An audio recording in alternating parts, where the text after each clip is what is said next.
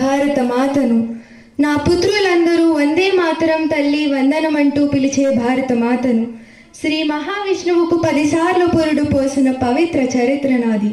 ఉత్తుంగా అణుంగా హిమాలయాలనై, అధంగా తరంగా గంగా నది మహానది అనేక నదుల సమావృతనై, సముద్రుత తేజోదీపికనై, అతులిత గణనీయ సమస్య గర్భ విరాజిత సమర సౌమ్య భావ ప్రతిభావిత మహాపురుష కోట్లకు తల్లినై, దుష్ట దుర్బల సంజాత మత అహంకార పూరిత వైరాగ్యులు చీల్చి చెండాడిన అనంత అప్రహిత శౌర్య ధైర్య వీరులకు జన్మనిచ్చిన వీరమాతనైన నేను విలపిస్తూ కన్న కొడుకుల కల్మష జీవనమును చూచి రోధిస్తున్నాను.